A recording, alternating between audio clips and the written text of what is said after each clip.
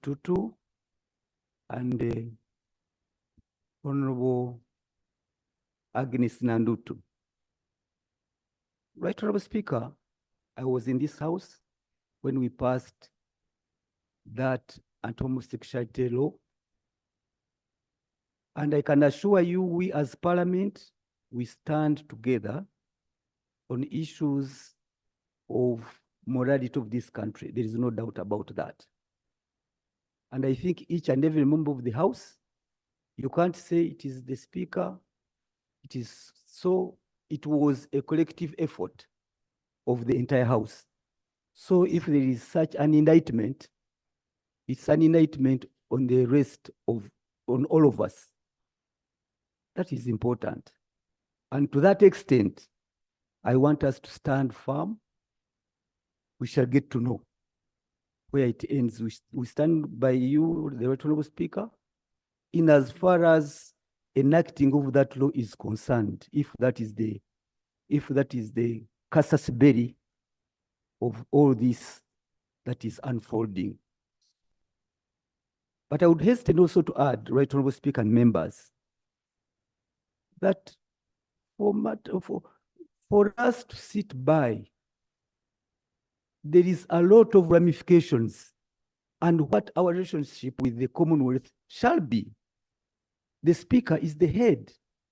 There are those engagements on annual basis. She's the chair of the speakers and presiding officers. So I think even those in UK, I saw the Deputy Secretary for Foreign Affairs, Mitchell. He ought to know the ramifications and the implications of sanctioning a speaker of a country. She is the head of the third arm of government. So there must be foreign affairs and government. You must tell us, how do we as a country proceed from here? What are our bilateral arrangements? What is the fate of our development cooperation that we share with the UK and the Commonwealth? Can we withdraw from the UK, from the Commonwealth? And I think the answer is no. Then what is the way forward? Because the head of the third arm, who represents us who are seated here, cannot go to the Commonwealth. In other words, we are decapitated. We are decapitated. We must state it. We must take the implications. How are we going to engage with the other 56 other countries under the umbrella of the Commonwealth? So it's a question that we must answer, and government must answer that. It was peculiar that the president even chose to keep quiet about it the other day at the Labour Day celebrations, because it isn't as easy as it comes. It isn't, honorable members. There is some weight on it. And I don't want to think that UK was not aware of the backlash, of the fallout in all this. And to me, Right Honorable Speaker, it yet presents another opportunity on how, as a country, Minister, I hope you're taking notes of what such is raising. On how the country is proceeding on the question of corruption. To have your speaker sanctioned on account of larceny is such a grave matter. What is the rest of the country now? Probably, I think they are now touching on the speaker to tell you, to tell us as a country, how we are proceeding. A speaker of an institution, the third arm. So I think, Right Honorable Speaker, when issues of corruption arise, why don't we get the opportunity to discuss them and for government to handle the same to its full conclusion? This is the problem. We are stuck. We cannot even present our voices to be heard well because the issue of the iron sheets was greatly mismanaged. It was greatly mismanaged. The Ngorobis, the Chitutu, the Nandutus were those arraigned before court. And to me, having cabinet ministers and ministers attending court, then in the afternoon they go to attend cabinet. What indicators are we giving to the international community? For me, on the question of homosexuality, I want us to desegregate it. That one we all stand together. But on the question of corruption, honorable members, I beg that you really, I beg your indulgence, that we must tackle it. We can't let it go. The other day we had an opportunity to look at ourselves as parliament. When the issue of the handshake, the service awards came, Right Honorable Speaker have never given us the opportunity to debate it. Despite my go. Ssekikubo, go. Yeah. Okuba kumutwe kutta.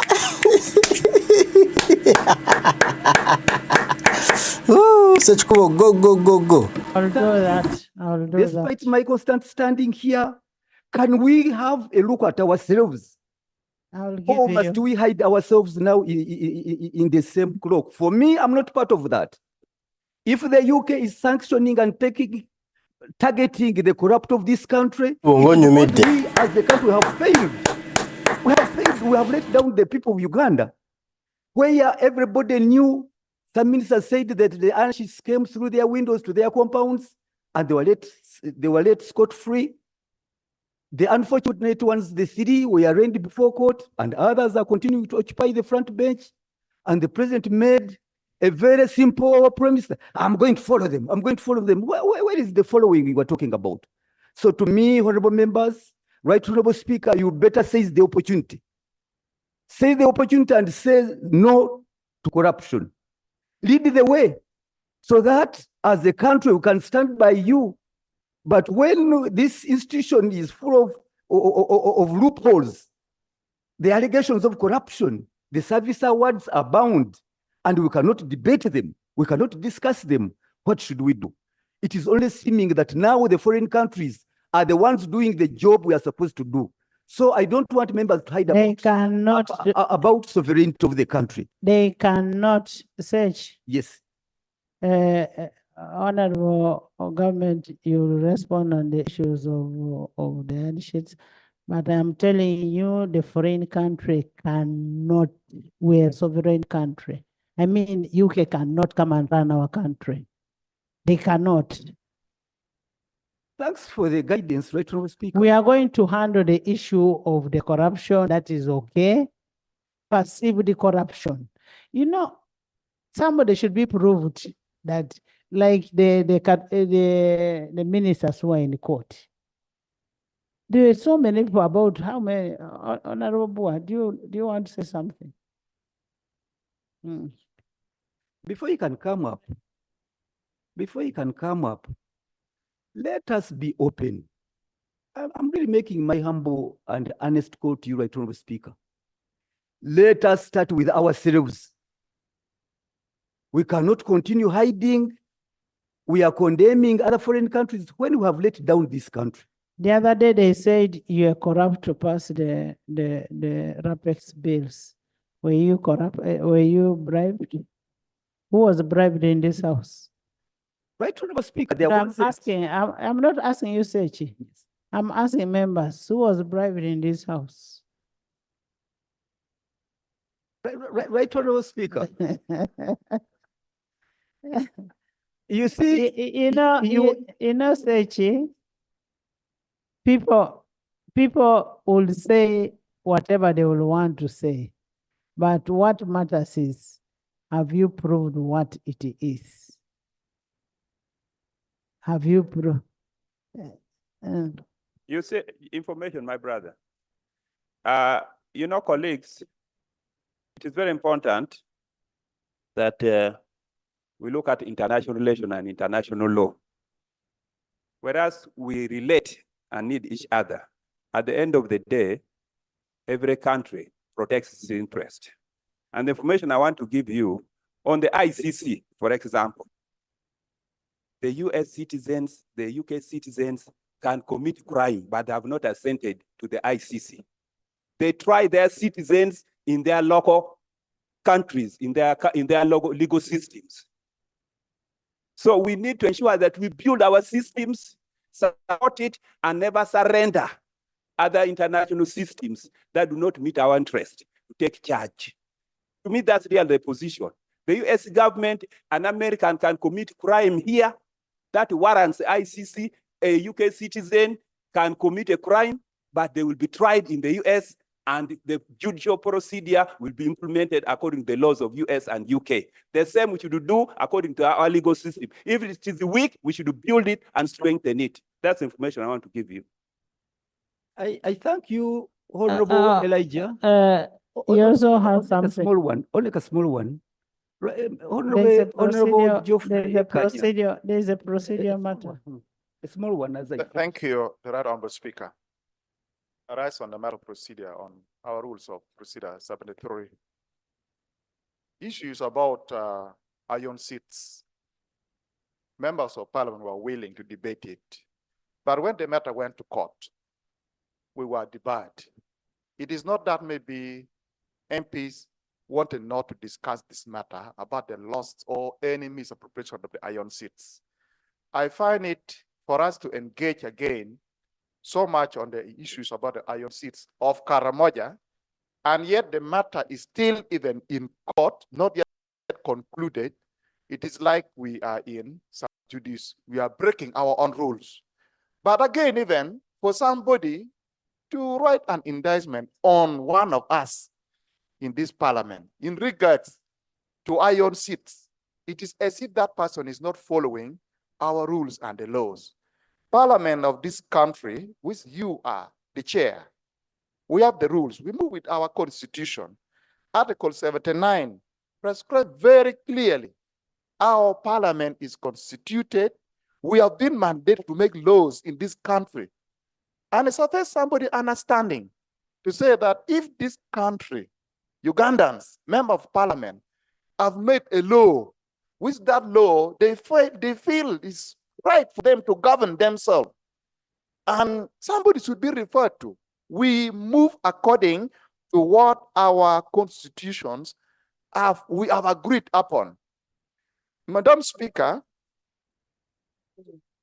the procedural matter I am raising, the procedural matter I'm raising, it is found in those two grounds, Article 79 and then our rules 73. We have been moving. Is it really procedural enough for somebody to come here and start dragging us on the debate of iron seats? And yet we are patiently waiting for that time to be put off, and we debate it out. We are aware of our code of conducts in this house, the integrity, we are aware about it, the corruptions, whatever thing, we are not even pleased about it. Is it right for us to go back in that debate or move forward? I thank you. Lob.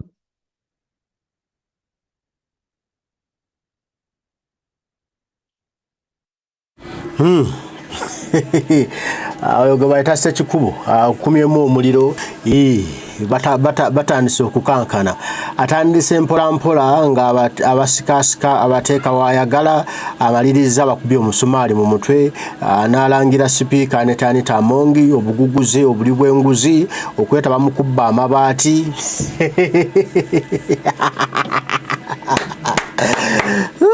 Anita Amongi kimulidde maaso g'ababaka nakkiriza nti ddala ajja kubiteesaako ne service award gye yawa oli w'ebitaano mpuuga omwana abikomezaawo mu style n'ayipakeginga ku sanction za Bungereza bwe baba nabikubawo speaker akkiriza yali yagana tajja kubidebatingako akkiriza yekka tugenda bidebatingako bannange naye nakankana nga kindidde simanyi gye ndaga bannange Ssekikubo, you are man of today. Nkubidde Anita omusumaali n'aguwulira mu kawompo. Ne parliament yonna esirise embwa za Anita, abawolereza Anita obubwabwe bubeerawo ku mulyango obuboggola ne buvaayo okumutaasa ne simaroseja simanya biki ninga ensonga ebadde nnyikidde ng'etuuse obuguguze obubbi obuli bw'enguzi Speaker Anita Amongi bamutemyeko omuntu we kaca bamutemiza ajja kutereera olidde waawuzambu Bungereza it can't rule on of us it can't orders it can't we are a sovereignty ayogera oluzungu lwa sovereignty sano sovereignty ajayogera Bungereza yagimuwa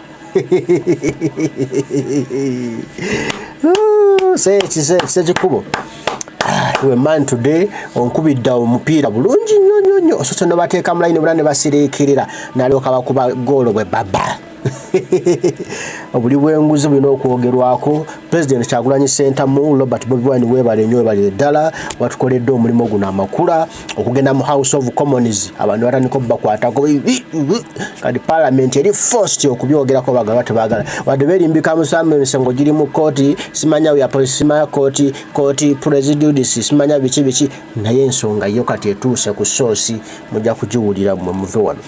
Mbagala nnyo bataayi bange Dunda Lugabanda